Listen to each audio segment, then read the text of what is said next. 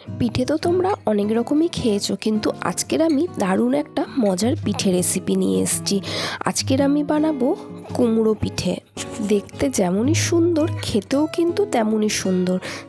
আমার সাথে সাথে তোমরাও কিন্তু এই পিঠেটা বাড়িতে বানিয়ে সবার মন জয় করে নিতে পারো। তো চলো দেখে নিই কীভাবে বানাবে।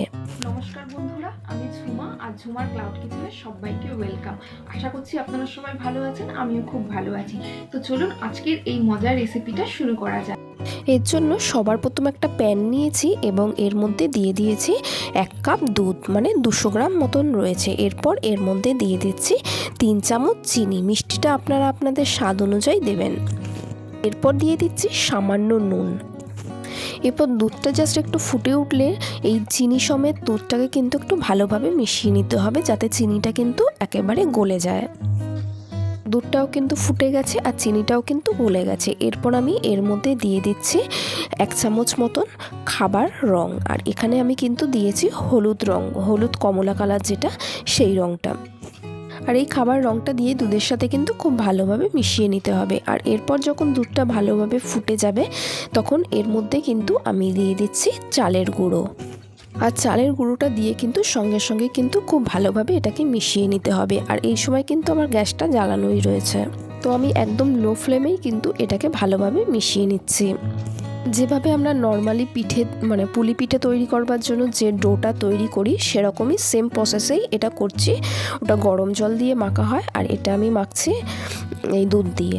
তো এটা একটু নরম হয়ে গেছে। এরপরে আমি এটা কিন্তু গ্যাস থেকে নামিয়ে নিচ্ছি, একটা প্লেটে নামিয়ে নিচ্ছি। এরপরে এটাকে কিন্তু খুব ভালোভাবে মেখে নিতে হবে। আর এই চালের আটাটা কিন্তু যখন মাখবেন আপনারা একটু সফট মাখবেন। ডোটা যত সফট হবে পিঠেটাও কিন্তু ততটাই সফট হবে, নরম, খেতে খুব ভালো লাগবে।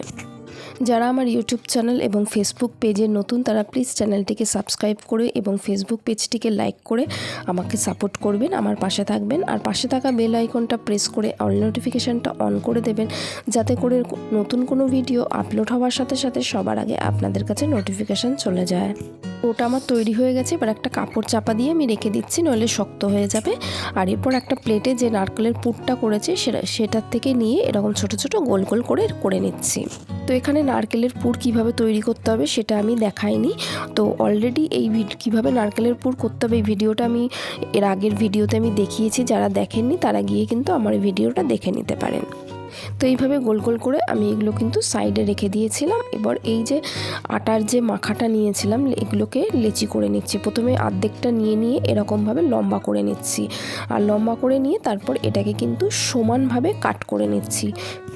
সমানভাবে একই সাইজের করছি, নইলে কিন্তু দেখতে ভালো লাগবে না, কোনোটা ছোট কোনোটা বড়, তাই জন্য একই মাপের করে নিতে হবে।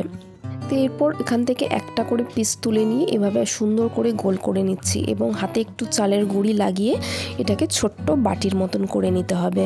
আর বাটির পুরটা এরকম করবেন যাতে কিন্তু মানে পুরো সাইডের বাটির এটাই কিন্তু সমান থাকে, কোনো দিকে চ্যাপটা, কোনো দিকে মানে মোটা, কোনো দিকে পাতলা, এরকম কিন্তু থাকলে কিন্তু এটা মানে ভালো হবে না পিঠের, এটা আর শেপটাও ভালো আসবে না। তো এর ভেতর এভাবে একটা করে এরকম পুর দিয়ে দিলাম এবং দিয়ে ভালো করে কিন্তু চেপে দিলাম। আর চেপে দিয়ে কিন্তু খুব সুন্দরভাবে এভাবে গোল করে নিতে হবে। গোল করার পরে যে দিকটায় আমরা কিন্তু যে মুড়ে দিয়েছিলাম তার ঠিক উল্টো দিকে এভাবে হাত দিয়ে কিন্তু একটুখানি চেপে দেব। আর একটা ছুরি কিংবা চামচের সাহায্যে কিন্তু এভাবে আমরা ছোট ছোট করে কাট লাগিয়ে নেব। যেরকম কুমড়োর গায়ে যেরকম একটা ভাঁজ থাকে সেরকমই ঠিক করে নেব। আর এটা আপনারা যে কটা ইচ্ছা সে কটা কিন্তু কাট দিতে পারেন। তো এইভাবে দেখুন এটা করে দিয়ে মুখটা একটু চেপে দিলাম আর উপরে একটা এরকম লবঙ্গ আটকে দিলাম।